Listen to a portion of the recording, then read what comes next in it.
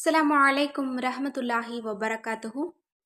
இன்றைக்கான பதிவில் பூனையை பற்றின சில முக்கியமான தகவல்களை தான் நம்ம பார்க்க போகிறோம். இன்றைக்கு நம்மள பலருடைய வீடுகளில் அடிக்கடி பூனை வரக்கூடிய ஒரு பழக்கம் இருக்கும். சில நபருக்கு அது பிடிக்கும், சில நபர் அதை விரட்டி விட்டுருவாங்க. இந்த பதிவை கேளுங்க.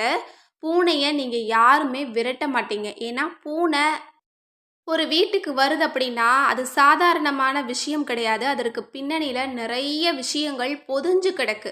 அந்த விஷயங்களை நீங்கள் தெரிஞ்சுக்கிட்டீங்க அப்படின்னா கண்டிப்பாக பூனை வர்றதை நீங்கள் ரொம்ப அதிர்ஷ்டமாக நீங்கள் பார்ப்பீங்க.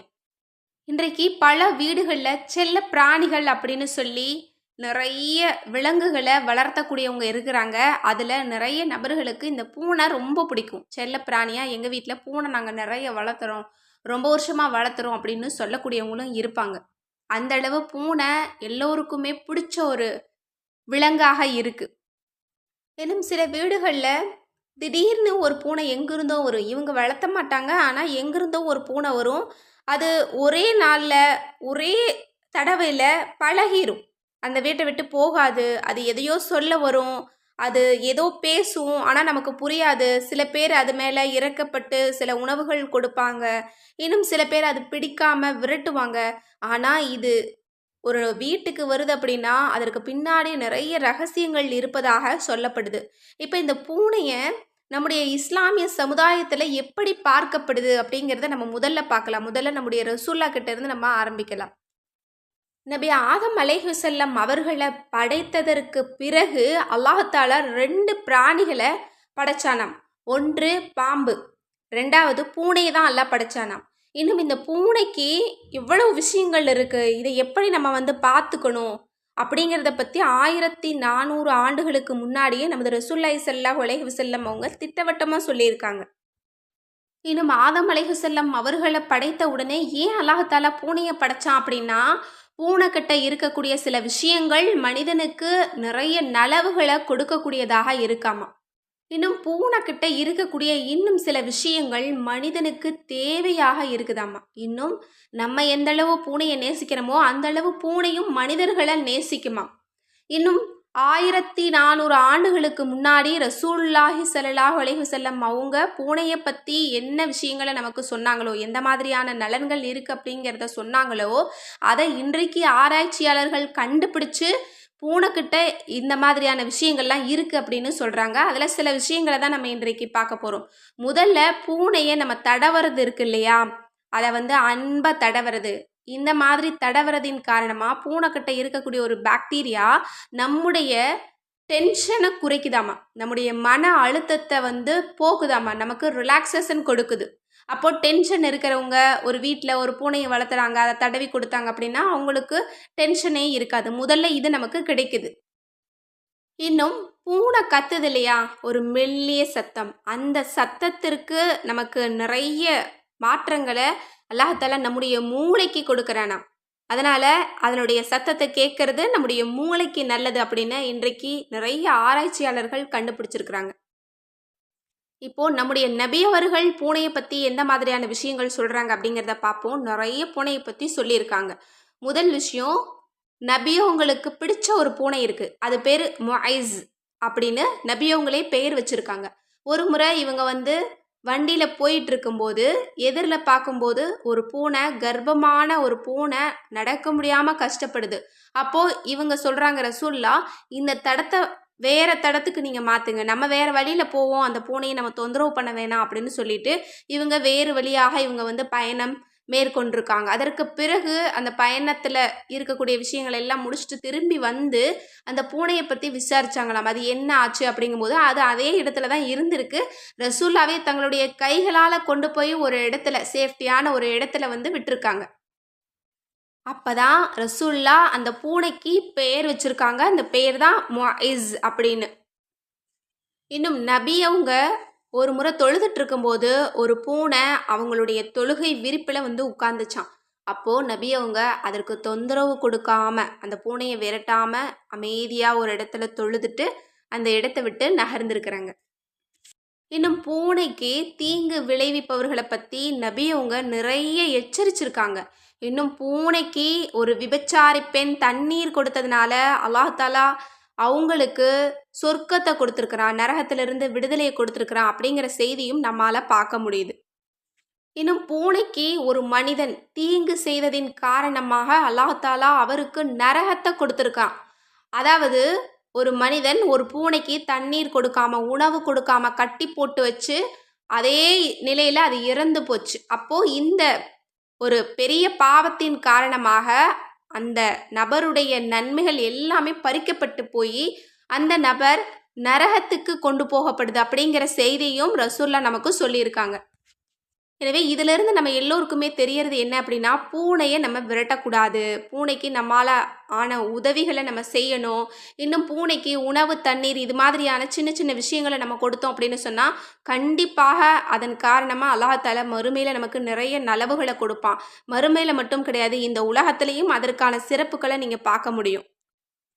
இன்னும் ஆயிஷா ரலியல்லாஹு அன்ஹா அவங்க ஒரு அறிவிப்பில் சொல்கிறாங்க, ரசூலுல்லாஹி ஸல்லல்லாஹு அலைஹி வஸல்லம் அவங்க பூனை குடித்த தண்ணீரை கொண்டு உழு செஞ்சுருக்காங்க. அந்த அளவு பூனை ஒரு தூய்மையான ஒரு பிராணி அப்படின்னு சொல்லப்படுது. இன்னும் பூனையினுடைய வாயில் இரத்தமோ அந்த மாதிரியான ஒரு விஷயம் இருந்தால் மட்டும்தான் அது வாய் வைத்த உணவை நம்ம சாப்பிடக்கூடாது, அந்த தண்ணீரை நம்ம யூஸ் பண்ணக்கூடாது. அது நமக்கு கண்டிப்பாக கேடு தரும் அப்படிங்கிறதையும் நம்மளால் பார்க்க முடியுது. இன்னும் பழைய காலத்தில், அதாவது எகிப்து நாட்டில் என்ன நடந்துச்சு அப்படின்னா, பூனையை கொல்றவங்களை அதே மாதிரி கொல்லுவாங்களாம். இன்னும் பூனையை நல்ல முறையில் அடக்கம் செய்வாங்களாம். அந்த அளவு பூனைக்கு அல்லாஹ்தாலா அப்படிப்பட்ட ஒரு பெரிய ஒரு விஷயத்தை கொடுத்துருக்கான். மேலும் இதை பற்றி இன்னொரு ஹதீஸ், ஹல்ரத் அபூபக்கர் சித்திக் ரலியல்லாஹு அன்ஹு அவங்களுக்கு ஒரு தீராத வயிற்று வலி இருந்துச்சாமா. அப்போது எங்கே பார்த்தும் எந்த வைத்தியம் பார்த்தும் இவங்களுக்கு சரியாகவே ஆகலை. அந்த சமயத்தில் ஒரு குட்டி பூனைகள், ஒரு 2-3 குட்டி பூனைகளுக்கு சில மனிதர்கள் தொல்லை கொடுத்ததுனால அதை தூக்கிட்டு ஒரு பாதுகாப்பான ஒரு இடத்துல வச்சுருக்காங்க. அதற்கு பிறகு அந்த தாய் பூனை தேடிக்கொண்டு இந்த குட்டி பூனைகளை தூக்கிட்டு போயிருக்கு. இதற்கு பிறகு பார்த்தா அபூபக்கர் ரலியல்லாஹு அன்ஹு அவங்களோட வயிற்று வலி காணாமல் போயிருச்சாம். இதை பற்றி ரசூல்லா கிட்ட சொல்லி சந்தோஷப்பட்டாங்களாம். அந்த அளவு ஒரு பூனைக்கு உபகாரம் செய்கிறது நமக்கு அல்லாஹ்தாலா நிறைய நலவுகளை கொடுப்பான். இன்னும் பூனைகளை வளர்த்தக்கூடியவங்களுக்கு அல்லாஹ் கொடுக்கக்கூடிய அருட்கொடை என்ன அப்படின்னா, அந்த வீட்டில் பெரிய நோய்கள் எதுவும் வராதாம். இதய நோய் அந்த மாதிரியான கொடிய நோய்கள் அந்த வீட்டில் இருக்கிறவங்களுக்கு வராதாம்.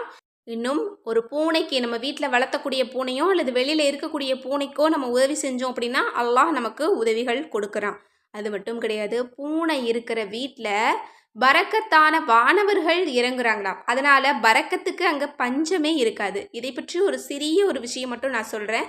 எனக்கு தெரிஞ்ச ஒருத்தவங்க வீட்டில் பூனையை ரொம்ப வருஷமாக வளர்த்துட்டு வர்றாங்க. ஆனால் அதற்கு முன்னாடி அவங்க இருந்த நிலைமை ரொம்ப ஏழ்மையான நிலைமை. ஒரு பூனை தான் வளர்த்த ஆரம்பித்தாங்க. அல்லாஹ்தாலா அவங்களுக்கு நிறைய பரக்கத்தை கொடுத்தான். நாலா பக்கத்துல இருந்தும் அவங்களுக்கு அதிகமான பரக்கத்தை கொடுத்தான். எங்களுக்கே ரொம்ப ஆச்சரியமாக இருக்கும். சில பேர் இந்த மாதிரி பூனையெல்லாம் வளர்த்தாதீங்க அப்படின்னு எல்லாம் சொல்லுவாங்க. ஆனால் அவங்க கேட்க மாட்டாங்க. ரொம்ப வருஷமாக அவங்க பூனைகளை வளர்த்த தொடங்கினாங்க. அதனுடைய குட்டி அப்படின்னு அவங்க வீட்டில் எப்போதுமே ஒரு 4-5 பூனையாவது இருக்கும். அந்த மாதிரி வளர்த்துக்கிட்டே வந்தாங்க. ஆனால் இன்றைக்கு அவங்களுடைய நிலைமையை அல்லாஹ்தாலா ரொம்ப ரொம்ப சந்தோஷமாக வச்சுருக்கான். ரொம்ப ஏழ்மையாக இருந்தவங்க, ஒரு சொந்த வீடு கூட இல்லாமல் இருந்தவங்க இன்றைக்கு நிறைய வீடுகள் வச்சுருக்காங்க, நிறைய இடம் வாங்கியிருக்காங்க. அந்த அளவு அவங்கக்கிட்ட இல்லாத வசதியே கிடையாது. நிறைய வாகனங்கள் வச்சுருக்காங்க, நிறைய பொருட்கள், நகைகள், பணம்னு எல்லாமே அவங்கக்கிட்ட இருக்குது. எதுவுமே குறையில்லை. அவங்க ஆரோக்கியமாக இருக்காங்க. அவங்க வீட்டில் நல்ல பிள்ளை செல்வத்தை எல்லாம் கொடுத்துருக்குறான். இன்னும் அறிவான பிள்ளைகளாக அவங்க வளர்கிறாங்க. இன்னும் நிறைய நல்ல மாற்றங்களை நாங்களே பார்த்து வியப்போம். அந்த அளவு நிறைய நலவுகள் அல்லாஹ்தாலா கொடுத்துட்டு இருக்கிறான். அதனால கண்டிப்பாக பூனையை வளர்த்துறவங்க சந்தோஷப்படுங்க. இன்னும் பூனையை விரட்டக்கூடியவங்க இனிமே அந்த மாதிரி பூனையை விரட்டாதீங்க. கண்டிப்பாக பூனையை விரட்டுறது அப்படிங்கிறது உங்களுக்கு வரக்கூடிய பரக்கத்தை நீங்களே தடுக்கிறீங்க, உங்களுக்கு வரக்கூடிய ஆரோக்கியத்தை தடுக்கிறீங்க, உங்களுக்கு அல்லாஹ் கொடுக்கக்கூடிய உதவியை நீங்கள் தடுக்கிறீங்க. கண்டிப்பாக இனிமேல் நீங்கள் அப்படி செய்யாதீங்க. அது மட்டுமல்ல, ரசூல்லாவே எச்சரிக்கை செஞ்சுருக்காங்க. கண்டிப்பாக பூனையை நீங்கள் ஆதரவு கொடுங்க. எங்கேயாச்சும் ஒரு பூனையை பார்த்தா கூட அதை நீங்கள் துன்புறுத்தாதீங்க. இன்னும் பூனை உங்ககிட்ட வருது, உங்ககிட்ட ஏதாவது சொல்ல வருது அப்படின்னா அது அல்லாஹ்வினுடைய நாட்டம். அது உங்ககிட்ட ஏதோ தெரிவிக்க வருது. கண்டிப்பாக அது கூட நீங்கள் பேசுகிறதுக்கு முயற்சி பண்ணுங்கள். இன்னும் நீங்கள் பார்த்தீங்க அப்படின்னா, என்ன வேணும் உனக்கு, நீ எங்கேருந்து வர்ற, என்ன சொல்கிற அப்படிங்கிற சில வார்த்தைகளையாவது நீங்கள் பேசுங்க. உங்களுக்கு என்ன தோணுதோ நீங்கள் பேசுங்க. கண்டிப்பாக அது உங்கள் கூட கூட பேசும் பாருங்கள். அதிலிருந்தே உங்களுக்கு புரியும் இது அல்லாஹ்வினுடைய நாட்டம். ஏன்னா எந்த ஒரு உயிரும் இன்னொரு உயிர்கிட்ட பேசுறது அப்படிங்கிறது அல்லாஹ்வினுடைய நாட்டம் தான். இது சாதாரணமாக நடக்கக்கூடிய விஷயம் கிடையாது. அந்த மாதிரி தான் நிறைய உயிர் ஜீவராசிகள் நம்மக்கிட்ட ஏதாவது சொல்ல வரும். அது நமக்கு தெரியாது. ஆனால் அல்லாஹ் அப்படி நாடி இருப்பான். அது மட்டுமல்ல, பூனைகளை நம்ம துன்புறுத்துறோம் அப்படின்னா கண்டிப்பாக நமக்கு நரகம் கூட கிடைக்க வாய்ப்பு இருக்கு. நிறைய தண்டனைகளும் இருக்கு. அதனால இந்த உலகத்திலையும் நமக்கு வரக்கூடிய நலவுகள் தடுக்கப்படும். நம்ம உதவி செய்யல அப்படின்னா நமக்கு அல்லாஹாலா உதவி செய்ய மாட்டான். நம்ம அந்த பூனையை துன்புறுத்தணும் அப்படின்னா நமக்கு அல்லாஹாலா நிறைய கஷ்டத்தையும் பிரச்சனைகளையும் சோதனைகளையும் கொடுப்பான். அதனால் நீங்கள் எல்லோருமே இனிமேல் பூனையை அன்பாக பாருங்கள். அல்லாஹினுடைய அருட்கொடை, அல்லாஹினுடைய ரஹ்மத் அப்படின்னு பாருங்கள். கண்டிப்பாக அல்லாஹாலா பூனைக்கு உதவி செய்கிறது போல நமக்கும் உதவிகள் கொடுப்பான். அதன் காரணமாக சொர்க்கத்தை கூட அடையிறதுக்கு நமக்கு வாய்ப்பு இருக்குது. சொர்க்கமே நமக்கு இலகுவாக கிடைக்குது அப்படின்னா இதை விட பெரிய அதிர்ஷ்டம் நமக்கு தேவையா என்ன? எனவே இந்த பதிவு உங்கள் எல்லோருக்குமே ரொம்ப யூஸ்ஃபுல்லாக இருந்திருக்கும் அப்படின்னு நான் நம்புகிறேன். இந்த பதிவு உங்களுக்கு பிடிச்சிருந்தது அப்படின்னா கண்டிப்பாக அதிக அளவு ஷேர் பண்ணுங்கள். இன்னும் பூனையை வளர்த்தக்கூடியவங்களுக்கு நீங்கள் சந்தோஷத்தை சொல்லுங்கள். இந்த நற்செய்தி எல்லாம் நீங்கள் சொல்லுங்கள். இன்னும் பூனைகளை விரட்டுறவங்களுக்கும் இந்த பதிவை நீங்கள் ஷேர் பண்ணுங்கள். அவங்க அதன் காரணமாக கூட மாறுறதுக்கு வாய்ப்பு இருக்குது. கண்டிப்பாக நம்ம சேனலை சப்ஸ்கிரைப் பண்ணாமல் பார்த்துட்டு இருந்தீங்க அப்படின்னா சப்ஸ்கிரைப் பண்ணி லைக் பண்ணிக்கோங்க. மேலும் இந்த பதிவை அதிக அளவு ஷேர் பண்ணுங்கள். அஸ்ஸலாமு அலைக்கும் வரஹ்மத்துல்லாஹி வபரகாத்துஹு.